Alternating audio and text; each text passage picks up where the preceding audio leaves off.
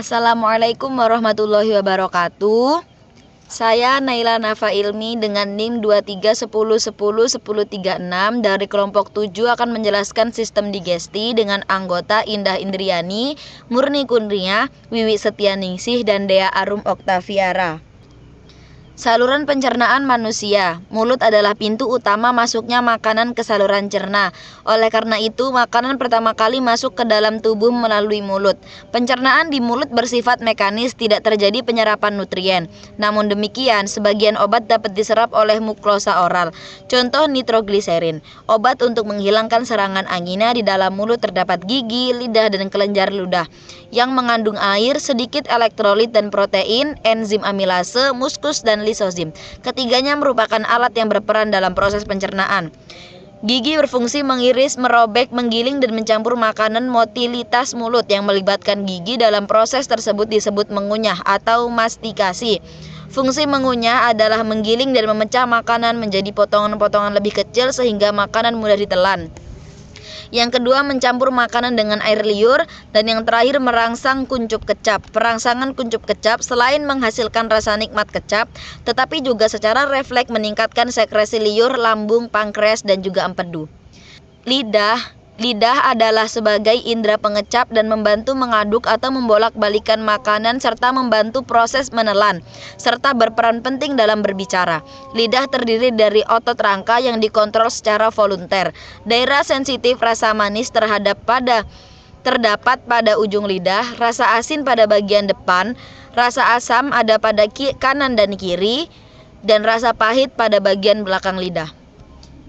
Lalu ada faring. Faring adalah bagian dari sistem pernafasan dan pencernaan yang merupakan saluran otot dan mukosa berbentuk tabung dengan panjang sekitar 13 cm.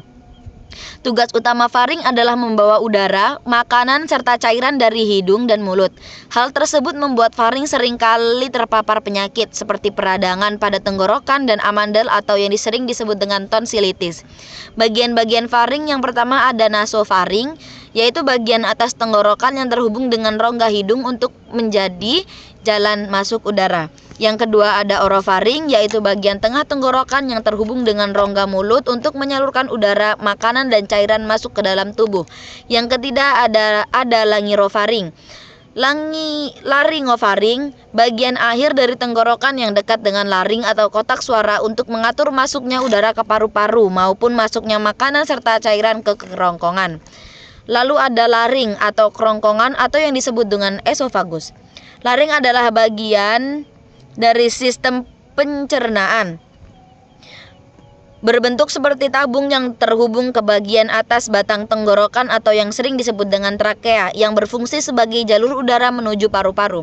Fungsi laring untuk proteksi ialah untuk mencegah makanan dan benda masuk ke dalam trakea. Dengan jalan menutup aditus laring dan rima glotis secara bersamaan, terjadinya penutupan aditus laring ialah karena pengangkatan laring ke atas akibat kontraksi otot-otot ekstrinsik laring. Dalam hal ini kartilago arytenoid bergerak ke depan akibat kontraksi otot arytenoid dan otot arytenoid. Epiglotis adalah struktur tulang rawan yang berbentuk daun yang merupakan bagian jaringan kerangka laring. Lalu ada stomach atau gester atau lambung, memiliki 3 fungsi. Yang pertama, menyimpan makanan. Ini fungsi terpenting lambung. Sampai makanan dapat disalurkan ke usus halus, lambung perlu menyimpan makanan dan mencicil makanannya secara mencicil ke duodenum dengan kecepatan yang tidak melebihi kapasitas usus halus. Yang kedua adalah lambung mengeluarkan asam hidroklorida atau HCl dan enzim yang memulai pencernaan protein. Yang ketiga adalah mencampur makanan dengan sekresi lambung menjadi campuran cairan kental yang dikenal sebagai kimus. Lalu ada usus halus. Usus halus adalah bagian dari saluran pencernaan yang terletak di antara lambung dan usus besar. Usus halus intestinum merupakan tempat penyerapan sari makanan. Usus halus terdiri dari 3, yaitu usus jari 12 dan usus kosong serta usus penyerapan. Dalam usus halus, proses pencernaan diselesaikan dan hasil-hasilnya diabsorpsi. Sebagian besar absorpsi lipid terjadi dalam duodenum dan jejunum bagian atas, dan pencernaan lipid terutama terjadi akibat kerja lipase pankreas. Lalu ada usus besar atau kolon. Ini adalah bagian akhir dari saluran pencernaan manusia. Usus besar terdiri dari kolon, sekrum, apendis, dan rektum. Usus besar berfungsi sebagai alat pengening dan penyimpan.